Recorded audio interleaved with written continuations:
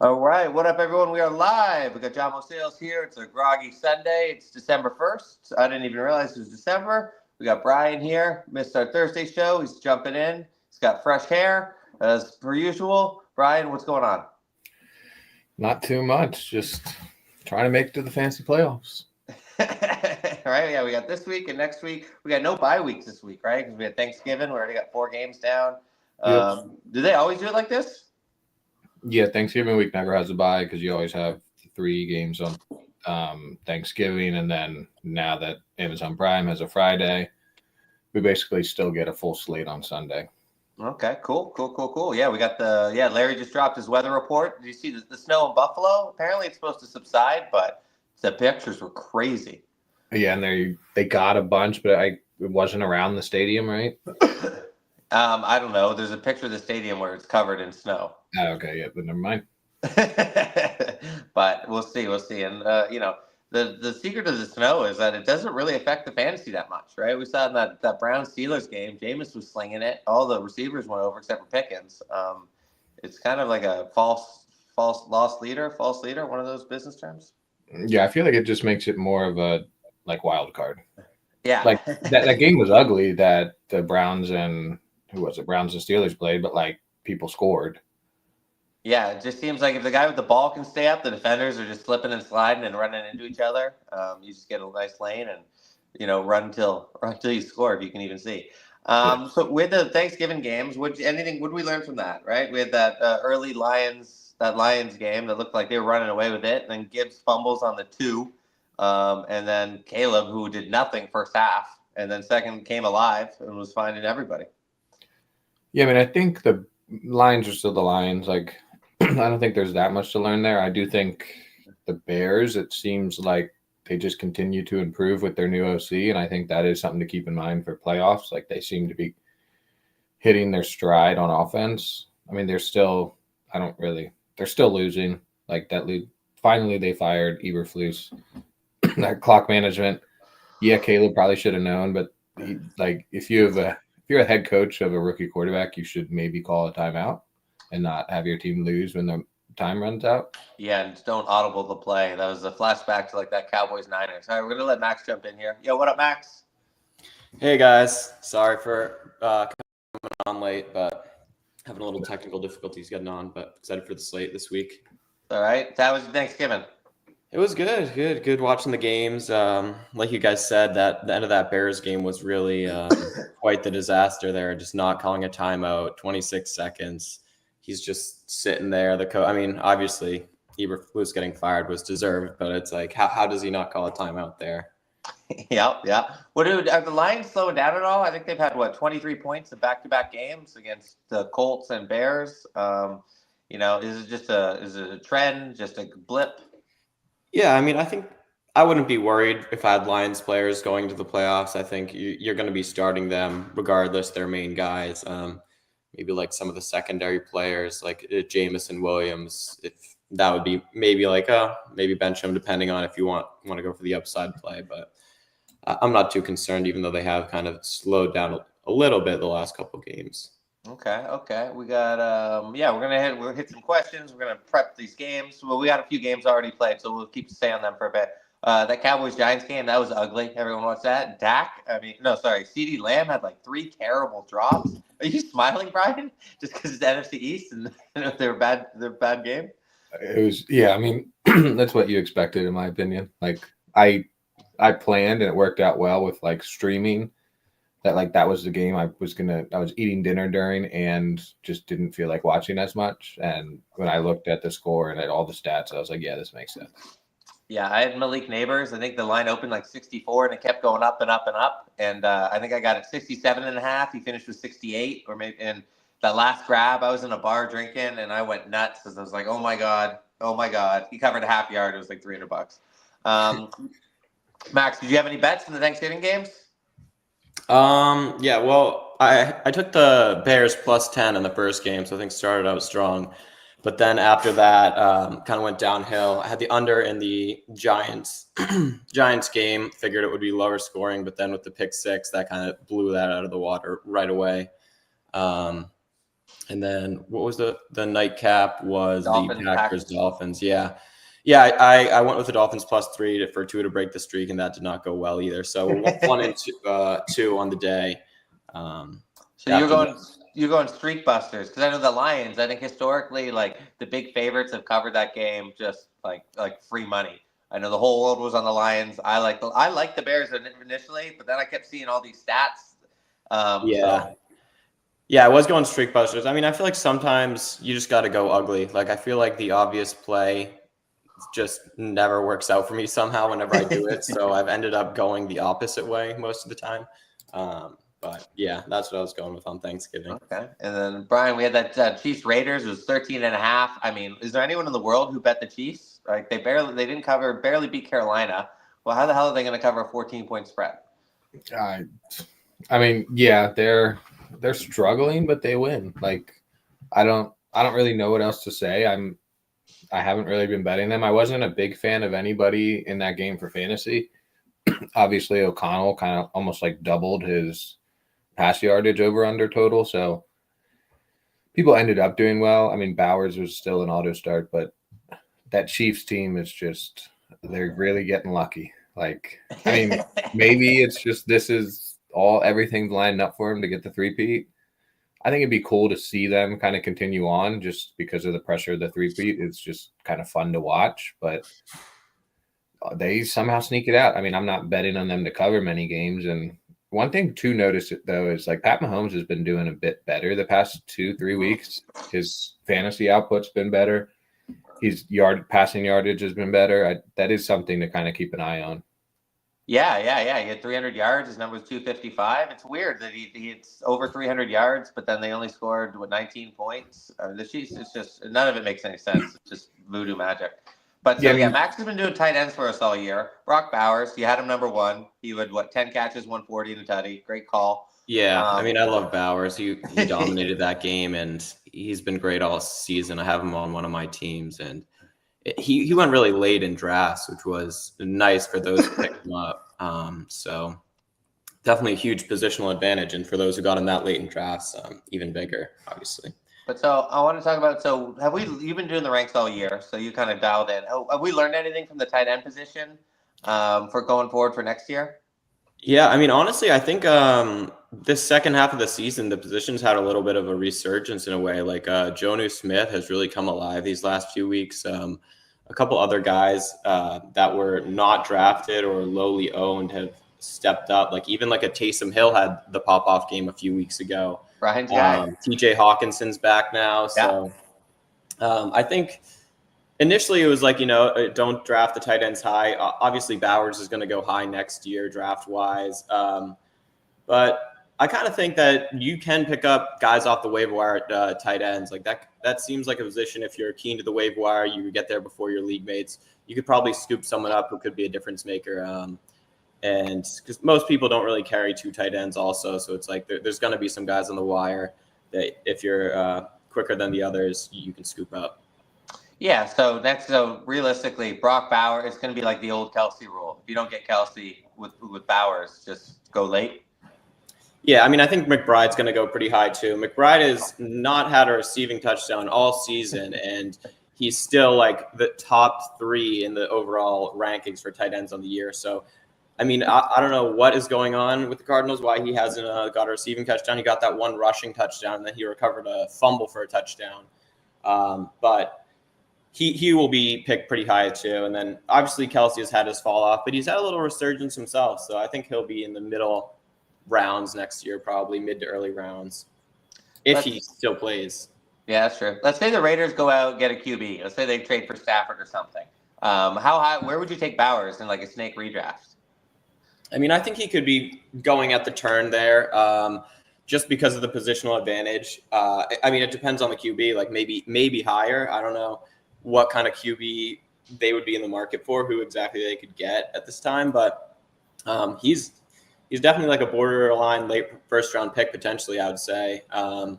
Second round maybe. Like obviously you want the top running backs, the top receivers, but I feel like there's always that one tight end that's somewhat overdrafted. I mean, I personally wouldn't go for him, but I feel like there are certain people who could go for that type of player. And Brian, you know I am that guy. Would it be crazy if they get a QB? I'd take Bowers like 5th overall. You are that guy. I mean, I think Bowers is kind of the exception to the rule. I'm almost never drafting a rookie tight end on a team that stinks. Yeah, Like smart. that their passing game has been terrible. All of the yards have gone to Bowers. That's just the likelihood that happens again to me is pretty small. So by all means, I mean if they get a QB, sure. I just don't like. I kind of see this being a rebuild. If they're probably going to get a rookie QB, rookie QBs are almost never that good for their pass catching options. See the Bears. Everyone was so big on all the Bears this year, and then you have to wait till the end of the season to maybe have it pay off if you're already not making the playoffs. Jaden Daniels hasn't even been that great. Terry McLaurin's kind of been an up and down. He's fine. He's kind of been what he's always been. But there's just Cortland Sutton's maybe the one guy. But even him, he's kind of I just don't think that I never normally will draft pass catching options for rookie quarterbacks. So my guess is they end up with a rookie and not a veteran. But it's the Raiders, but why would Stafford want to go to the Raiders? No, it's just a hype. No, it wouldn't sound Stafford-esque, right? A kind of veteran QB gunslinger. What did they get? Aaron Rodgers, right? I mean, yeah. I don't know if Brady will like the Rodgers. I mean, my guess is they end up with the Daniel Jones, Sam Darnold type for a few years, and they draft somebody. Okay. So anyone if you're watching on Twitter, jump over to YouTube. You can drop a question. We're gonna let them build up for a second, and then we're gonna hit them. Max, anything else we learned from those early Thursday, Friday games? Maybe fantasy-wise, somebody that jumped out at you? I think one takeaway that I don't know if we touched on was just the return of Isaiah Pacheco. So he definitely handled a decent amount of carries in his return. Kareem Hunt managers are probably disappointed. I know I have him in one league. It seems like as of now it's going to be a timeshare, but definitely probably going to favor Pacheco for the stretch run. So you enjoyed Hunt while you could. You got a couple big games out of him. He was really taking a lot of carries each week. But I think that run seems to be coming to an end, at least now. And they do have some tough matchups for running backs coming forward as well. So that was my only other takeaway there. Okay, yeah. I mean, Hunt saved teams, right? He's been awesome. He's a lock for 1580. Not that many touchdowns, but yeah, people got him. He wasn't even, he was off the couch.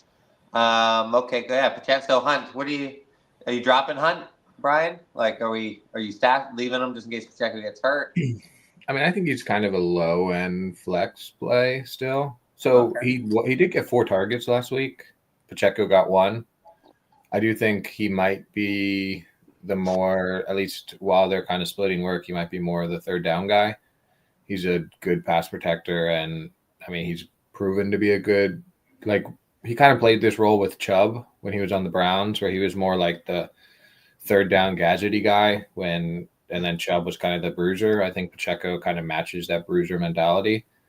So I do think he'll be okay. I mean, I'm not going to be pumped. He might get me 8 points, but 8 points it's better than none in a flex position. So I'm not dropping him, just like I'm not really dropping any of my handcuff running backs nowadays. He's kind of proven to be a handcuff. If Pacheco gets hurt again, you're going to get almost RB1 out of Hunt, maybe RB1. So him, Braylon Allen, Blake Corum, that group of running backs, I'm just not really dropping.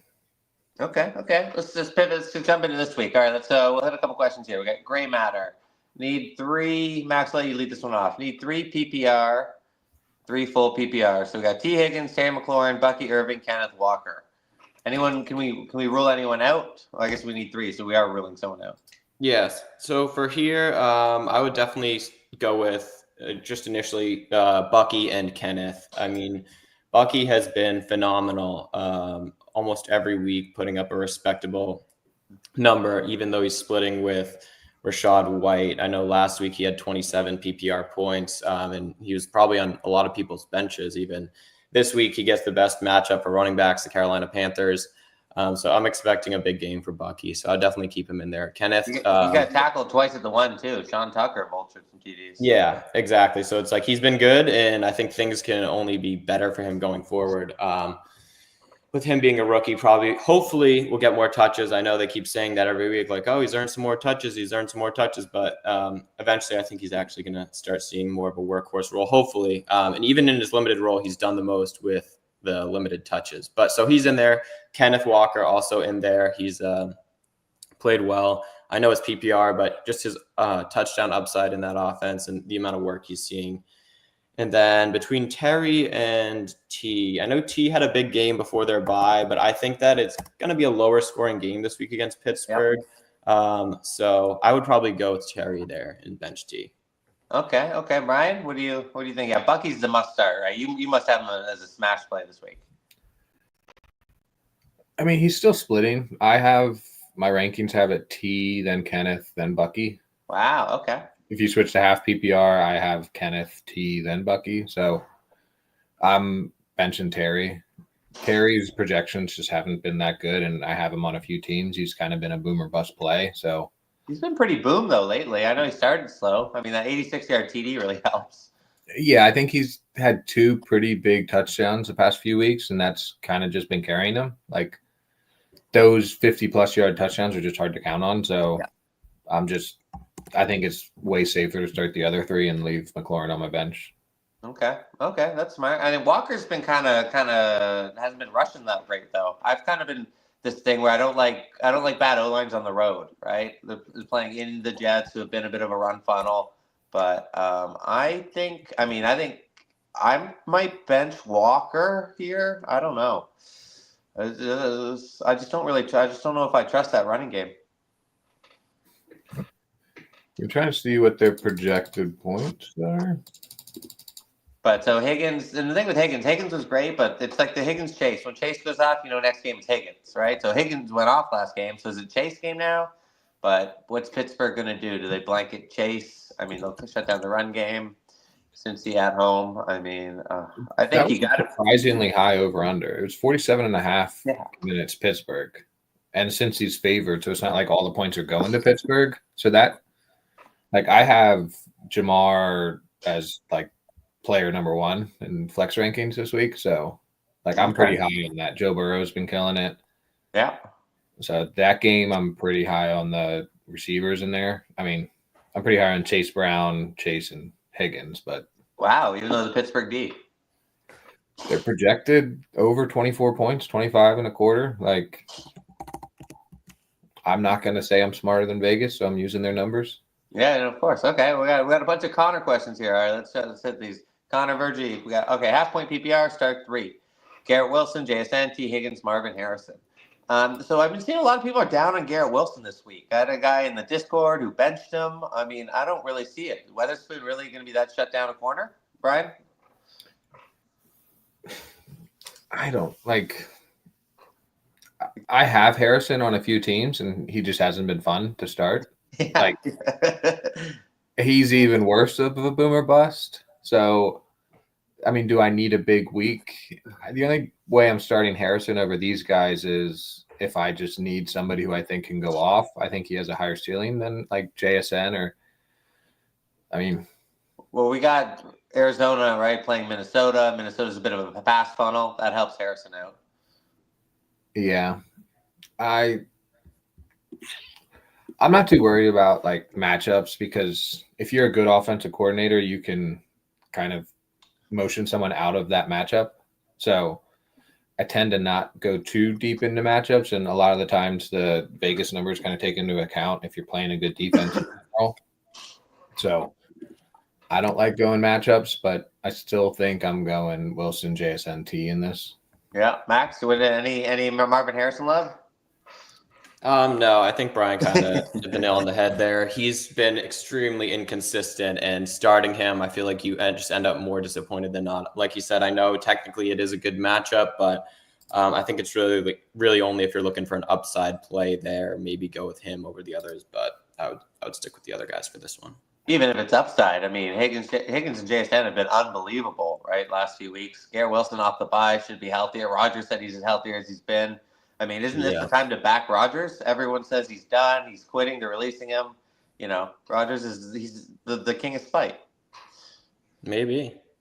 The model does have JSN under Marvin, though, but I'm kind of trusting my gut on this one. Maybe I'm Okay. just scarred from having Marvin on a few teams, but Yeah, no, I get it. Yeah. Seattle on the road, Jets. I mean, but their Jets are unpredictable too, right? It's kind of like the Bizarro Chiefs, right? The Jets will play well but lose. Chiefs will play poorly but win.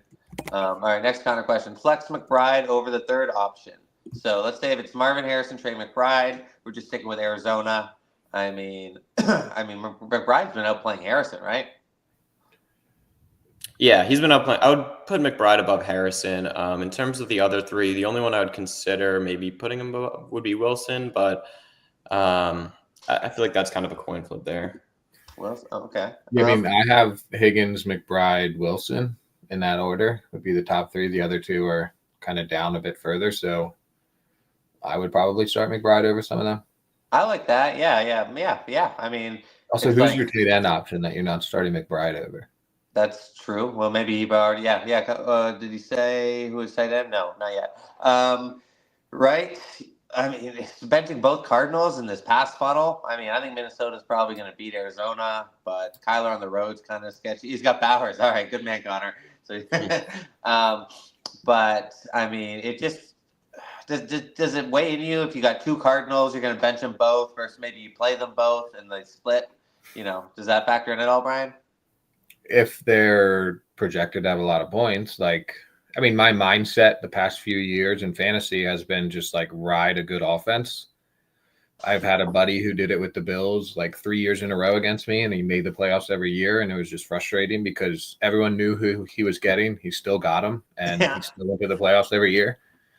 Like, we would bid up every Bills player way higher than needed because it was auction, and he'd still get them all, and he'd still go to the playoffs. So, like, if I'm riding my good offenses, so I don't know if I'm riding Arizona offense, but like if I had Eagles, Ravens, Bills, like some of those offenses, I don't mind it. Like a few leagues I have Hurts and Saquon, unless some other, I think last week was the first time I didn't get a touchdown that the Eagles scored because it was Kenneth Gainwell. Like other than that, I know I'm either getting a QB running, QB passing, or the running back rushing touchdown. So like, Yeah. But it's like he took Harrison early, he took McBride early, and then if he had any of this is the kind of game you'd want to play them, Minnesota, right? Underdog, pass script, you can't run the ball, and then we're kind of saying bench Harrison but play McBride over JSN. I mean, it seems like the right move in the micro, but the macro, I don't know. Mm-hmm. So sorry, Connor. Maybe we'll get back to it in a bit. We can't. I don't think this is a tough one.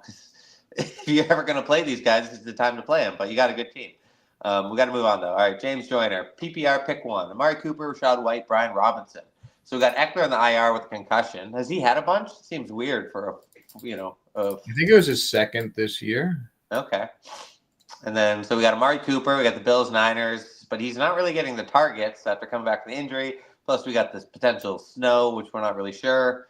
And then we got Rashad White playing Carolina, which is great for running backs. But really, you like Rashad in games where the Bucs are down, right? He's the pass down guy. But what are we doing, Max? Yeah, this is a good question. I think personally, it's between Rashad and Brian for me. I tend to lean with the running backs, even in PPR settings. I feel like just that touchdown upside. And Cooper, like you said, has kind of had a slow start to his Bills tenure.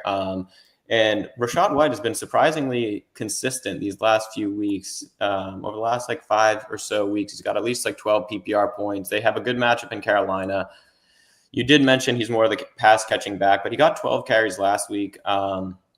So I would say Rashad White. Brian Robinson is very interesting, though, with Eckler being out for the game. Obviously, there's still McNichols there who could steal some carries, but I think he could be in line for a bigger workload this week as well.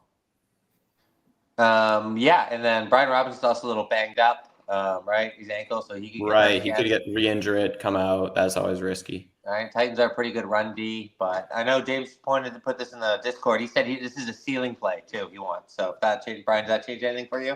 Who's got the best chance at the ceiling? Amari Cooper probably has the highest ceiling, but he's probably 10% to get it.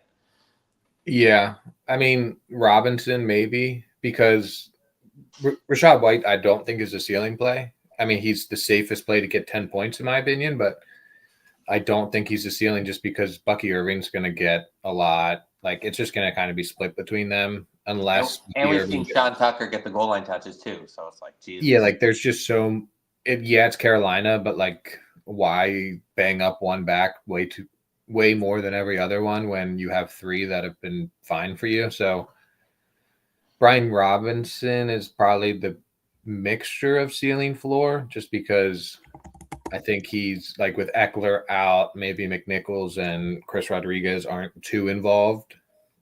And then you just kind of lean on Brian Robinson because he can do everything. He can be passing, catching back. He can be goal line back. Like he can do everything. He just hasn't with Eckler there. And then, yeah, Cooper, maybe this is the week they go off. I'm leaning on Cooper in one league. I'm not the happiest about it, but I just have a few other injuries that I can't really do anything about it. But yeah, it's tough because it's like White's got the best matchup in the league, Carolina, right? But he's probably kind of the RB2 on that team. Robinson's got a pretty bad matchup. I saw Tennessee, they're like 3.8 yards per carry to running backs, but he's going to get the touches. So it's like ceiling play, RB2 in a great matchup, or the RB1 in a not great matchup, right? It's hard to really calibrate. But are we saying Robinson? We like Robinson because we're pretty sure he'll get the goal line work. I wrote in the Discord he's most likely to get 2 touchdowns. Probably. I mean, I might keep an eye on if Keon Coleman's out. I haven't found the like. You won't be able to decide that, right? It's a Sunday nighter. Then yeah, never mind. I'm probably just going Robinson then. Okay. And Hein, if my buddy Hein's watching the show, text me. I missed something about the Cardinals on my phone, but it just didn't pick up the text. So let me know what I missed. It drives me crazy. All right, are we worried about Breece Hall? Right, he popped up in the IR report after the bye with a knee issue. The Jets are just a nightmare. It would just be classic Jets for their star running back to get hurt in the bye week. Max, what are we doing, Breece Hall? We're obviously starting. I mean, I'm definitely worried about Breece Hall with the reports this week that he didn't practice Wednesday, coming off a bye. It seemed like he was injured in the game before the bye. I think he's trending towards playing, so he's going to play this week. And if he's playing, he's in your lineup. But going forward, you obviously want to pick up Braylon Allen and make sure that you have the handcuff, if possible, on your bench because, like you said, the Jets season has been kind of a disaster, and I could see things going south for them and them just saying, like, this is our superstar running back. We're going to bench him the remainder of the season or let him nurse his injuries. So you want to just have your handcuff in place, have Braylon Allen. That's really all you got to do. But are we starting Braylon Allen? Are we thinking maybe Breece doesn't get the full time share? Seattle used to be you used to be able to run on Seattle, but their defense has gotten a lot better. Yeah, I mean, I wouldn't start Braylon this week if Breece is active because it's just too much uncertainty. I know Braylon had some big games even when Breece was playing early in the season, but they've kind of shifted to less of a committee approach as time has gone on. So I would just do a wait and see approach with Braylon Allen. Okay. And then Brian, where do we Braylon Allen at stash? You were talking about your Blake Corum, your RB2 stashes. What's your top 3? Where does Braylon Allen crack the podium? Yeah, I mean, I think Braylon Allen's probably 1. He's a young running back. He's kind of shown he has talent, and he's behind one of the most talented running backs in the whole league in Breece. So, like, the one league that I have Breece, I ended up getting Braylon off of waivers, and I feel great. Like, I'd almost rather Breece just take this week off, rest up, because, like, I'm more comfortable with Braylon Allen starting than I am with Breece Hall playing this week and having Braylon Allen in the background, just because I know if Breece is out, Braylon gets everything. Like, yeah. I think he's shown that he deserves everything, and I don't think there's too many other backups that are getting everything. I think, like, because, I mean, so who else is it? You have Ray Davis? Yeah, I guess he could, but, like, they still have the pass catcher guy. Yeah. They Lions, maybe. Max, is that your dog? Is that cat? This is my cat. Oh my God. She's a hairless cat. Okay, we're big, very pet friendly. Brian's always got a dog locked in with him. I usually have a dog. They're almost always barking. Okay, we'll move on from Breece. Maybe we'll touch back in a bit. So, okay, we're back on Breece. Have Breece in a flex, could start a 4th wide receiver from above, or Trey McBride. No, you're starting Breece. Yeah, we're still starting Breece. Okay. Connor, this is like an 8-part complex question, man. We are not, it's too early for this. But he says he agrees. Hard to sit Marvin Harrison Jr. But yeah. So I'm sorry we couldn't be more helpful, but you definitely want to be starting one of McBride or Marvin Harrison Jr. It's definitely a tough one. All right, so Brian Borges, and also guys, if you're on Twitter, jump over to YouTube, hit us with some questions, right? Well, we take them all. Otherwise, we're just going to talk about my prop bets because we know that's all I want to talk about. All right, Brian Borges says, who should I start today? James Conner, Brian Robinson at PPR. I think this one's pretty easy. James Conner, Minnesota. They got one of the best run Ds in the league. It's just you just don't want to start, especially running back on the road against. I mean, his number's super low. It's like 49 or it's 39. It's crazy. Is anyone starting James Conner? I mean, I'm starting James Conner. I have like a 3.5 point difference in projections between Conner and Robinson, so I'm pretty comfortably starting Conner. Oh, you have Conner over Robinson. Oh, 100%, yeah. 100%. Oh my God. Okay, we got it. Model versus vibes. Max, what are we doing? Yeah, no, I mean, I think this is kind of like the classic model versus vibes scenario. Like you would think that Robinson should be in line for a big workload. Eckler's out. Connor's facing Minnesota, one of the tougher matchups. And I mean, last week, Connor only had 8 yards on 7 carries. But the thing about Connor is he's actually been pretty involved in the passing game the last couple of weeks. He had 80 yards 3 weeks ago, and he had over 40 yards last week. So I think even if they shut him down, I expect Connor to be involved in the passing game. And obviously, he has the touchdown upside being the goal line back there. So I wouldn't be afraid to roll with Connor, but I do agree with you. The vibes are definitely better if I'm playing Robinson because he's going to get a lot of work with Eckler out. Yeah, and it's not Tennessee's got a really good rush D too, so it's not like a Carolina Minnesota situation where it's totally. But wow, okay, I would start Robinson. I'm not starting James Conner. If he can't run on Seattle, how's he going to run on Minnesota? But Brian's model usually beats me. Although I seem smarter Sunday morning, he's almost always smarter Sunday afternoon. I mean, who's Jameis? Like the Joe Mixon, his worst game by far, and he was running back 1 before last week in points per game. Played Tennessee. He had 15 yards on 12 carries. Yeah. I mean, yeah, and James Conner's on the year has 55% rush share and 11.5% target share. Like, you're just not anyone who's above 50 rushing and above 10 passing, any running back, it's pretty much an auto start for me. I'm not questioning it. He can he could just stumble into the end zone on a goal line touch. He could get a screen and go for it. Like, I just think he's so involved in that offense that I'm not really double questioning. Okay, fair enough. Okay, so that's we're out of questions for now. Hit us up, we'll go. But let's just pivot back to these games. So we got the epic 4 p.m. game. I know Brian wants to talk about, right? Eagles, the best team in the NFL on a historic run. You know, defense has stopped everybody. It looks like they just can't lose, right? We'll see. Right, playing the Ravens. Max? Well, Brian's not going to give actual answers because he's just guarded. So, what do you like about this game? We got Devontae Smith probably not going to play, hamstring. About the Eagles-Ravens game, I mean, just first of all, I just want to say Saquon Barkley has been amazing this year. I know, obviously, you're starting him. There's not really much to discuss there, but he's like a borderline MVP candidate as a running back. Could be setting records for rushing yards, total yardage. He did a backwards hurdle a couple of weeks ago. I mean, what's not to love there? So I'm sure Saquon managers are happy. But I guess one person is more fantasy starter sit relevant is Dallas Goedert. So he had an injury earlier in the year. He's been back these last few weeks. Baltimore is a pretty favorable matchup. The tight ends in the top 10. And if Smith sits, I think Goddard is definitely someone you're going to want to keep in your lineup at the tight end position, especially in what could be a high-scoring game against the Ravens. Okay, I like that. But so, we also got Baltimore. They got Likely and Mark Andrews. Are you starting Goddard over both of them? Yeah, I would. I think Likely has really fallen off. He had that one big week. People are like, oh, is he the week 1 waiver wire darling of the season? And Since then, he really hasn't done anything. Andrews has kind of taken the reverse course where he started off very slow, had a few weeks where he was goose egg, back-to-back 0-point weeks. But since then, for a tight end, he's been relatively consistent around 3 to 5 catches a week and in the 40 to 60 yards range. He's actually found the end zone quite a bit these last 7 or so weeks, looking at his stats now. So he's a borderline play. Eagles are kind of tough on tight ends, so it really just depends on your other options there. Okay, Brian, give Give me some real information from this game. I Not mean, with your heart.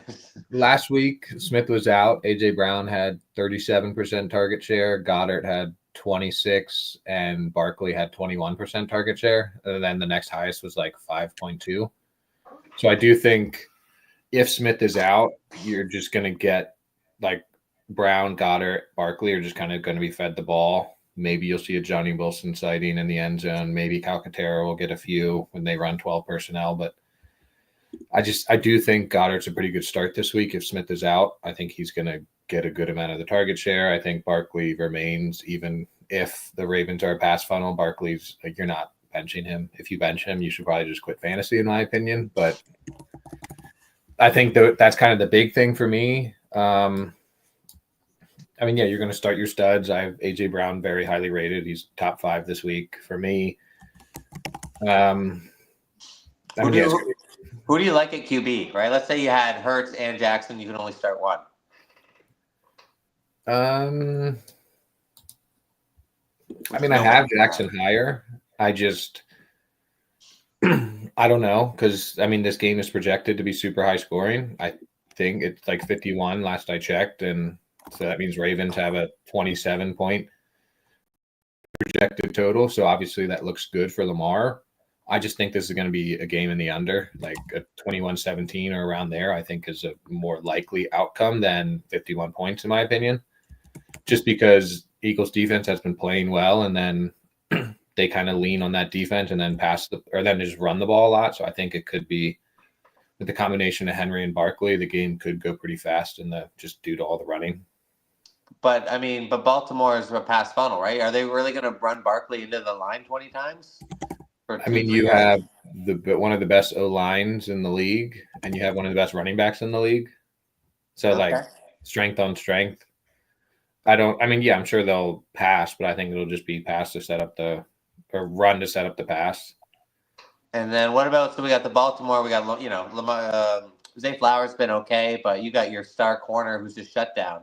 What are we doing with Flowers? I know you said you don't like to overvalue the matchup that much, but, if Flowers was in that question with, Marvin Harrison Jr., JSN, or is Flowers getting benched?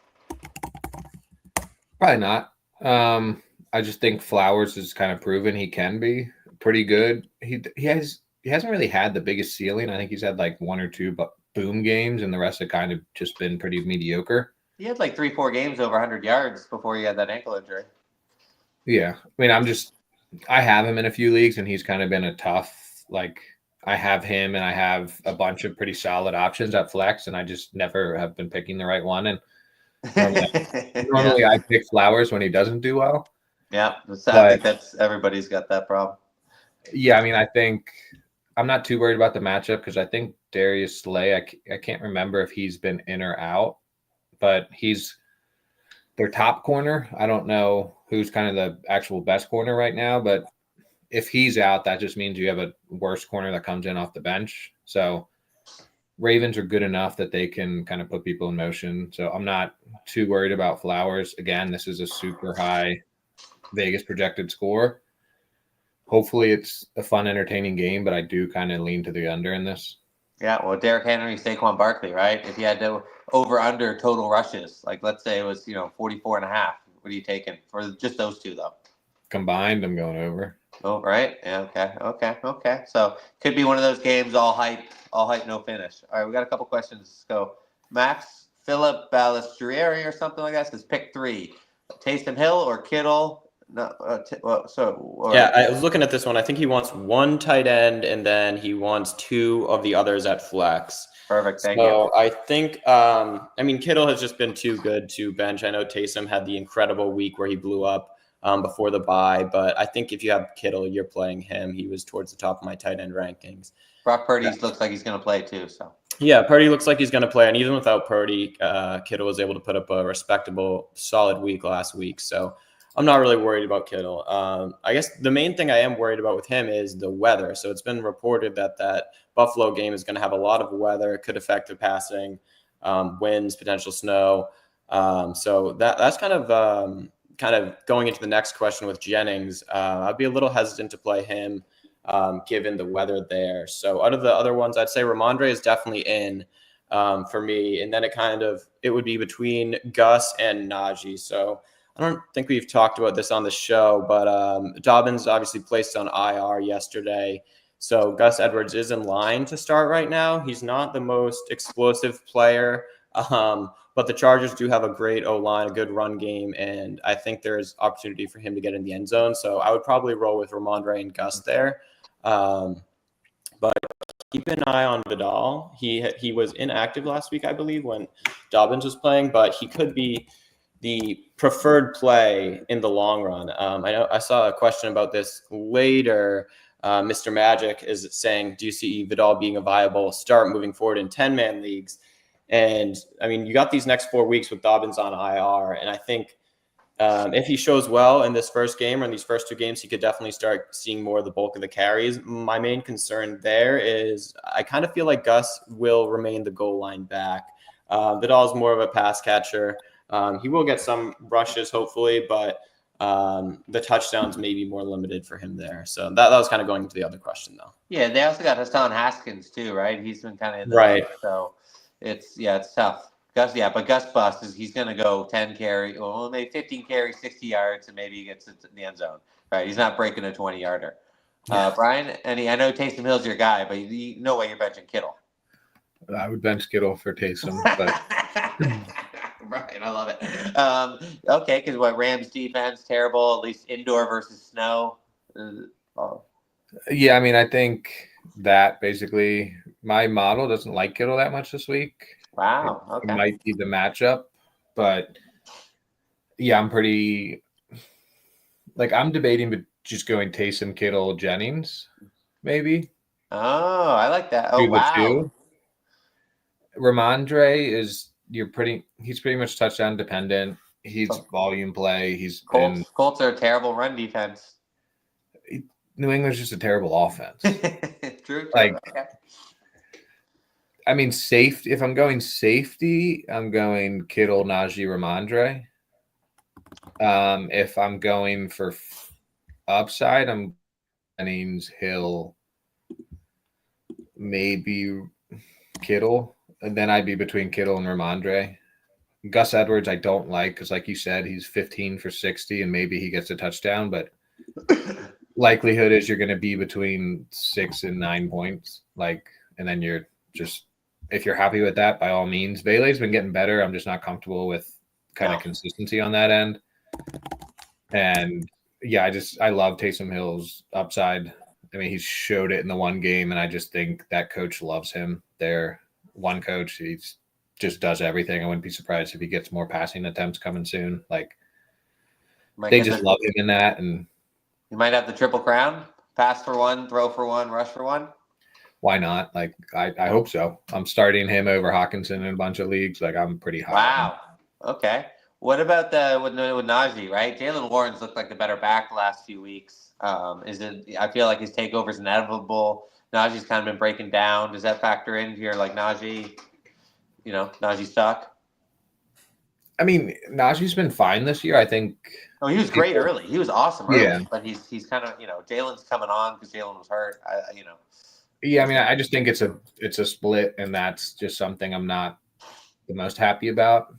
I mean, I have them both around 11 points. So, it is what it is. Stevenson, I have him slightly over both of them. Ramondre, Edwards, I just have kind of low in my rankings. So, if I'm going by the model, it would be Taysom, Najee, Ramondre. Okay. But I love the upside of Jennings, and I just think he's been their best wide receiver this year. Especially with Purdy back, I just think he's the guy I want to take a chance on.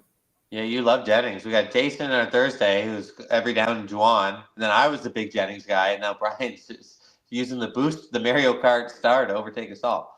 All right, Hambo, my boy, thank you for your question. But please stop sending me prop bets during the podcast. It is distracting. Half PPR League, Hank Bigsby, or Kate Otten. I'll hang up and listen. I don't understand the hang up. Okay. But so we got Bigsby. Jacksonville's playing Houston. He's been a little banged up. Travis Etienne's playing. We got Trevor Lawrence returning, which is always scary. And then Kate Otten, Carolina, right? That's just a great matchup. Max, where are we leaning here? Yeah, I would lean with Otton here. Like you said, Carolina is a great matchup, the top matchup for tight ends. And I know Otton kind of had a down week last week with only one grab for 30 yards. But prior to that, with Evans and Godwin out, he was really just raking up the targets, the catches, the touchdowns. He was kind of like the motor of that offense in the receiving game, at least. And obviously Evans is back, but Godwin is still, he's going to be out for the rest of the season. So I think there's ample opportunity for Otton to have a bounce back game and have a pretty good week this week against Carolina. So I would go with Otton. Okay, Bry? Yeah, I mean, I like Otton too. I don't think Tank's shown enough. I'm still surprised Doug Peterson's the Jacksonville coach, but I mean, they mentioned a bunch of changes being made. I think that was more referring to Lawrence coming back, which I do think is good for everybody on that team. Whether you like Trevor or not, he's still better than Mac Jones. Like, I think that's a given. So I don't think Bigsby gets enough of a load to make me comfortable starting him over Otton. Okay, yeah. Where's Bigsby, your RB2 handcuffs? Because he's really one of the more talented ones, and Etienne's really hasn't been good. He's got to be up there. They're just not a good team. So, I just don't count on them being in a situation where they need to run the ball 20 times because they've never really been up. And they traded their left tackle already to Minnesota.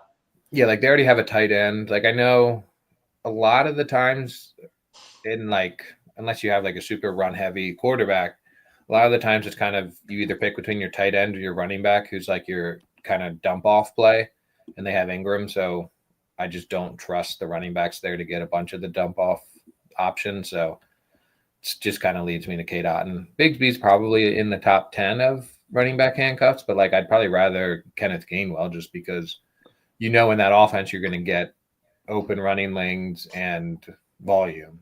But like Bigsby, yeah, he's probably a way more talented player, but when it comes to fantasy, I want my volume and You're telling me Saquon's going to get hurt this week? I have Kenneth Gainwell in every league I've just in case I don't want to lose that. Okay, all right. Mr. Magic, so JSN over DK, full PPR.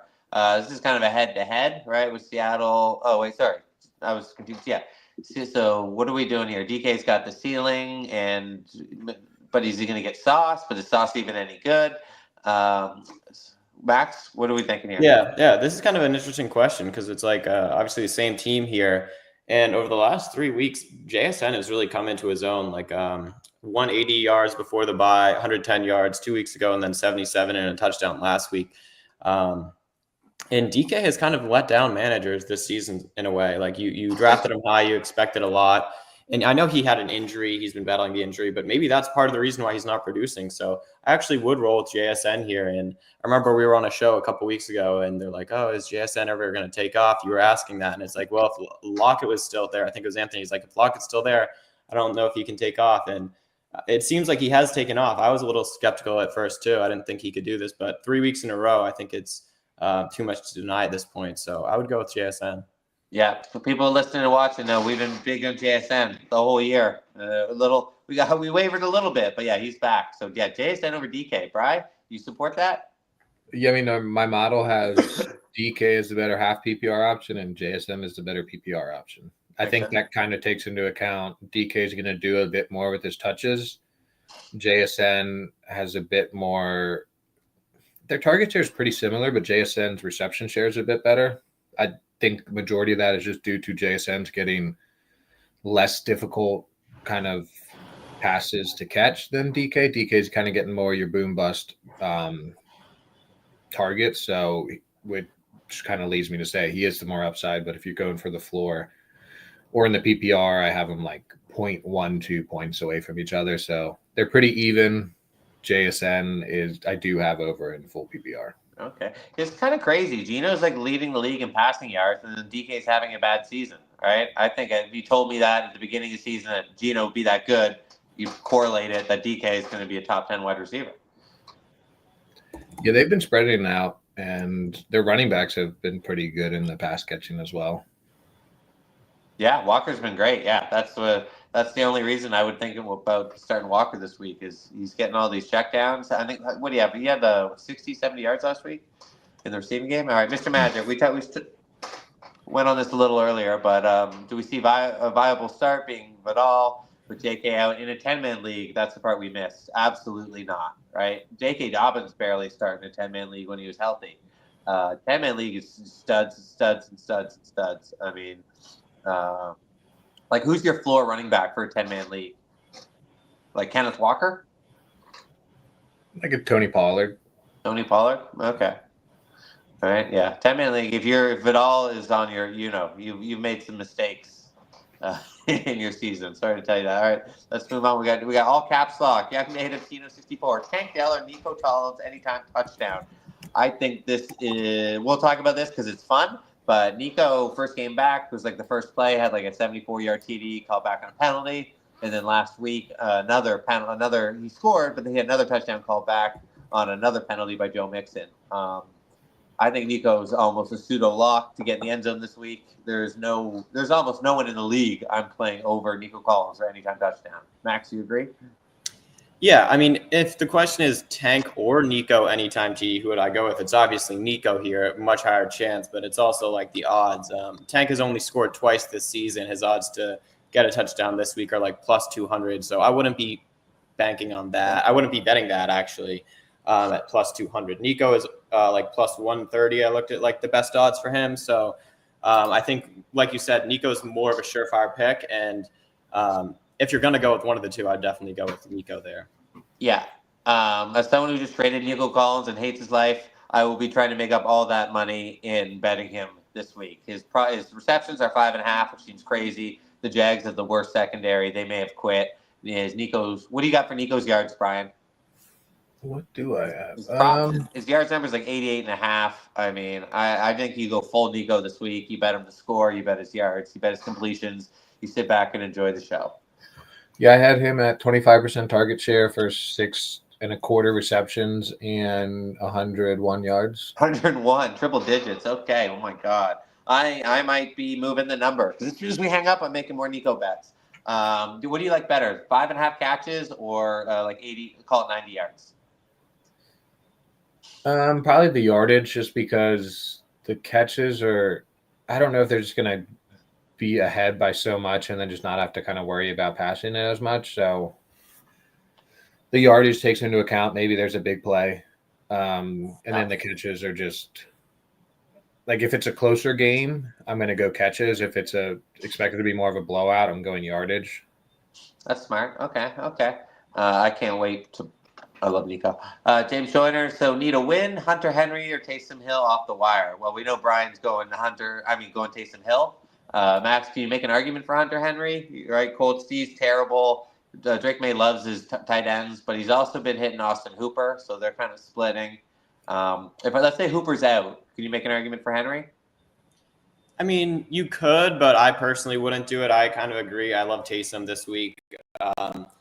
He's just such an electric player. Like, even in his limited touches, he can just take it to the house from 70 yards, 50 yards, wherever he takes off from. So when you have a player like that in fantasy, although it's technically, you could say boom bust in a way, I feel like he gets enough touches that even if he doesn't break that long play, he's still a safe option in your lineup as well. So, I mean, Hunter Henry's been okay. He's up there as like a back end tight end one option, but I would go with Taysom. Taysom, okay. Well, we don't even have the to. The model does have Henry over Hill. Brian, what are you doing to me here? In PPR, it does have Henry over Hill. Not a half PPR, it has Hill over Henry. I just think, I mean, it's mostly because of the target share. Taysom obviously has the higher ceiling. Taysom's pretty hard to model just because, okay, he's like 15% target share. Like, he gets 4% of the passing, 10% of the rushing. Like, so he just gets a bunch of little points that add up, and then like it's harder to kind of get that touchdown, like the odds of a touchdown. It's hard to get that kind of locked in the model just because of the lower rush share, receiving share, etc. But his target share has been going crazy over the past 2 weeks. Like, I think he led the team in targets. Well, yeah, no Olave, no Shaheed. So yeah, let me pull up the last week they played. Last week they played, he had a 35% target share. Wow. Okay. So let's go. and a 25% rush share. Like, he's just kind of been killing it. So Okay, I think so. Taysom Hill, even though the model says Hunter Henry, or you're going vibes. unless you really just need a safe play, you just need 10 points and that's it. Like, I think Hunter Henry's a bit safer to get you 10 points in a PPR league, but Taysom, if you need a win, like, he can win you a week. Hunter Henry will not lose you a week. Cool. Okay. We're gonna go maybe 10 more minutes here. So if you got any questions, jump them in. Otherwise, we're gonna talk a little betting. Young Native Tino64 says Chase. So Gus Edwards, Mike Evans, James Conner, Hunter Henry, Justin Jefferson, anytime touchdown. Okay. I love this. That is a big bet. So I would not say cash, but so we're gonna assume Chase is Jamar Chase. So probably like that. Gus, we like to score. I think Evans, we probably like to score against Carolina, right? Which one? What don't we like here? James Conner? I mean, I like Gus the worst, but Really? yeah. But they like to run. Sorry, Max? Yeah, I mean, Connor's a tough matchup, but I kind of agree. Probably I like Gus the worst. But if this is a parlay, I don't think this just someone's not going to hit. Like, at least one, if not multiple of these guys are just not going to hit. Obviously, a lot of them are like pretty likely to score, but okay, let's help them out. Let's make it. Let's shrink it. We'll make it a 3-man anytime touchdown parlay. The Gronk spike if you're on FanDuel. Who do we like? Jefferson's probably the best player here. Well, with Chase, but he hasn't scored in weeks. I mean, Jamar's the better player. Yes. But... Okay. So Chase is our headline. He's a headline in our 3-leg. Who else do we like? Derrick Henry, just most likely. I feel like toss him in there. Obviously, you're not going to get as good odds on that, but if you want something that's actually going to hit, I would go with Derrick Henry. Okay, Chase, Henry, and then should we go? Mike Evans? That might have a nice little boost. He'll at least be plus money. Yeah, I don't mind Evans. I think Evans is also trying to get that 1,000-yard season again. I know he has his streak on the line with his injury. He missed a few weeks, so he's definitely more motivated to put up some big numbers. Okay. So, Brian, what do you like? Nice Chase, Evans, Henry. Although Henry, you're betting against your Eagles, but touchdown parlay. I mean, yeah, I guess it's just like this guy is probably like me sometimes, where he's like, let me just get the most wild thing and then hope it works and put like a 1/10 of a unit on it just for shits and giggles. But I mean, sure, if you want to do this as it is, fine. Just don't put a lot of money on it and hope for the best. Like, sure. It's kind of my mindset. What do we do about Jefferson, right? It's kind of like when you're at roulette. It's been red 10 in a row. Jefferson hasn't scored. Are we just going to bet black? Because Jefferson's not going to go his career without scoring. He's not going to go the season without scoring. Do we just want to bet him to score every game till he scores? Sure. I mean, he's fine. That Minnesota team's like, it confuses me because they are good, but they just don't strike me as a team that's going to do anything in the playoffs. So it's like, not to say they're meaningless to me, but I just don't. They don't excite me at all. Sure, Justin Jefferson's a great player. His odds are going to go up. He's going to score again this year. It's just like, how many times do you want to bet it and lose money for it to hit?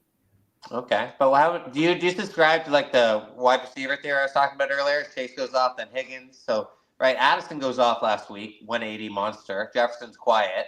So do you think this week now they're going to feed Jefferson?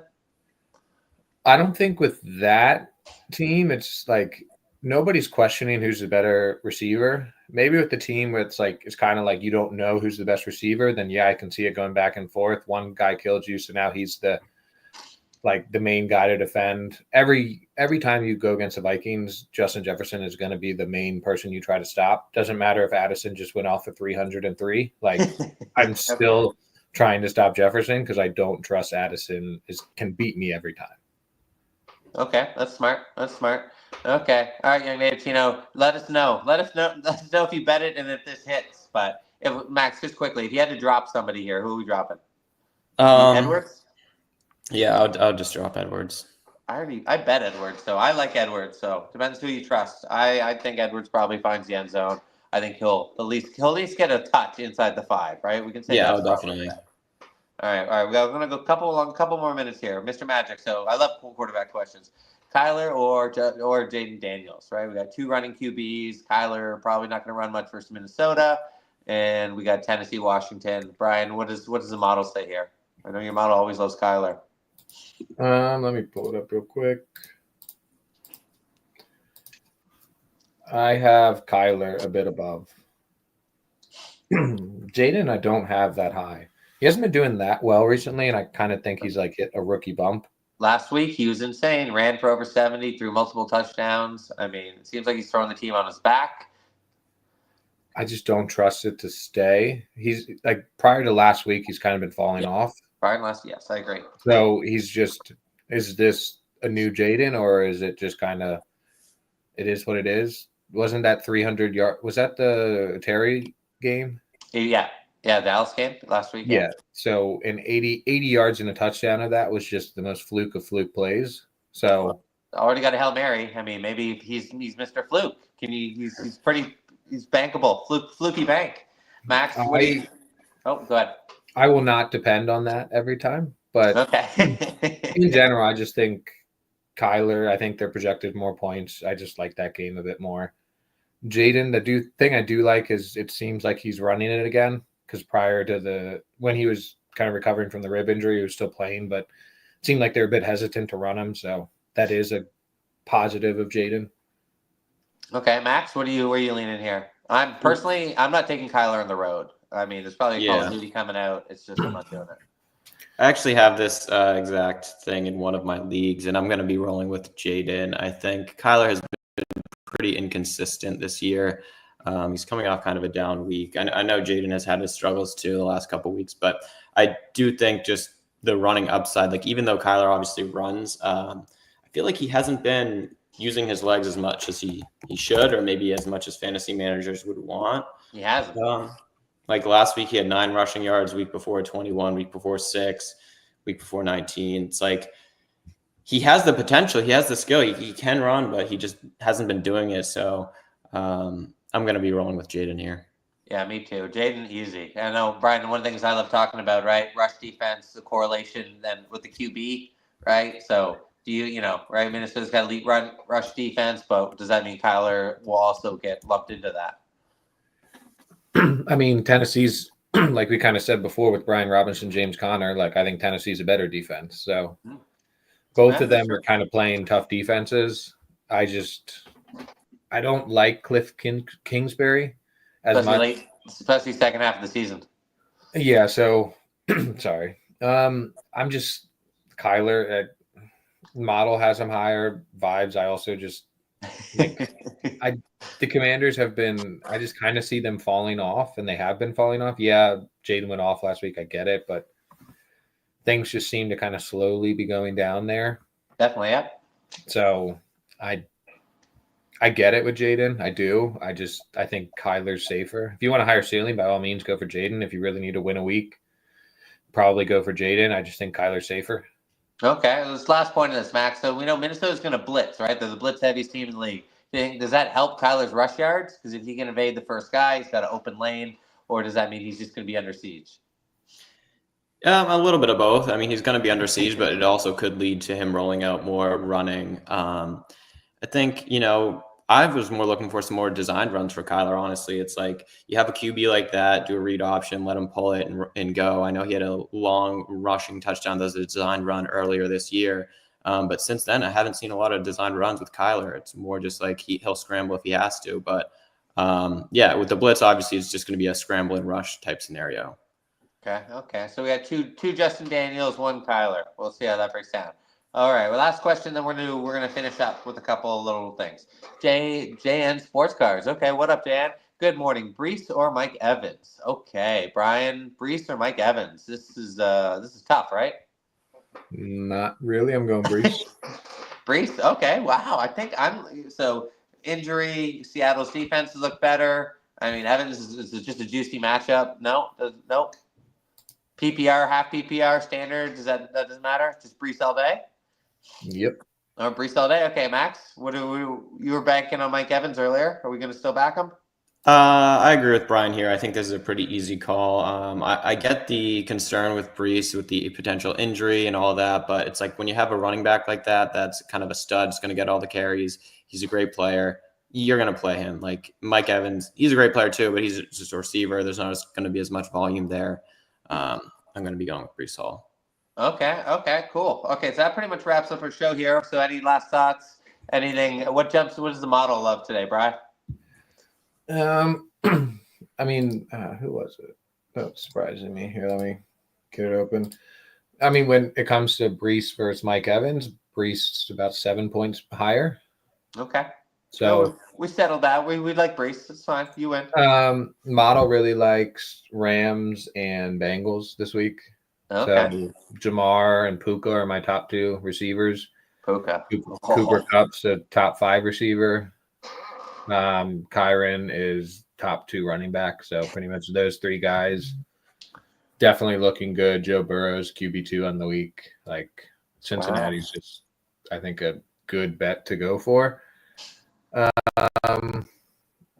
Yeah, people that I'm slightly higher on. Drake May, I'm pretty slightly kind of high on. I think he's a startable option this week, just if you're kind of digging deep.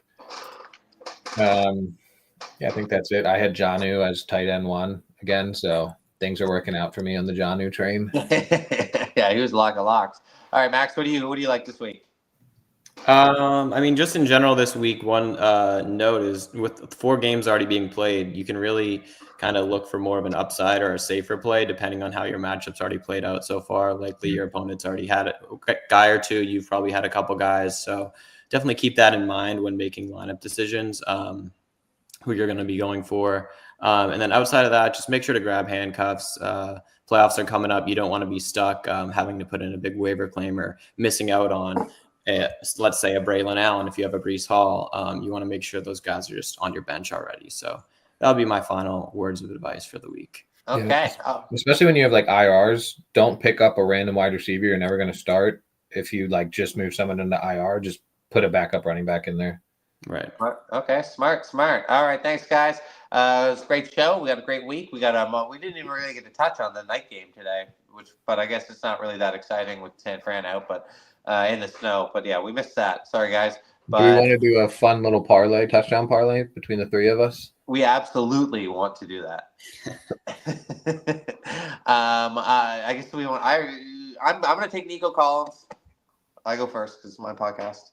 Brian. I like CMC this week. I think getting him back on the train. Yes. Oh wow. Okay. CMC. What is he? Is he plus money now for the first time ever? No, he's minus 125, but still. Okay. Max. I'm gonna go with Bucky Irving. Yeah. Like around plus 100, plus 110 on some books. I just think it's going to be a big Bucky week. I know he had a big week last week, but the matchup is great, and he's just an explosive player. I really like Bucky this week. And he's the new CMC. He can get in the receiving game too. Yeah, I love Bucky. I bet. Okay, I will make a $20 Nico Bucky CMC parlay, and if CMC doesn't score, Brian, you are. I got really nothing to punch you with. But okay, I'm putting it together now. Let me just give you the odds. It's probably going to be I don't know, 5 plus 500 plus 650. It's plus 269. Oh, that's it? Yeah. 3? That doesn't make any sense. That's not right. It is. It's not. I'm telling you, it's not. Bucky, Nico, and CMC it has to be more. Just the 2 of them would be that. Oh, for some reason Nico wasn't coming up as a parlay. There you go. All right, I'll figure it out. But yeah. Okay, guys, we are done here. Thank you. If we didn't hit any questions, just hit us up in the Discord. I'll check it out before the games. Oh my God, buddy's texting me Adam Schefter or something. Let's just see if he's breaking news. Plus 711. 711. See, there we go. Here we go. Oh, just inactive is nothing. Okay. All right. Thank you, guys. Great show. We will catch you on Thursday. Cheers. Yeah. See you guys.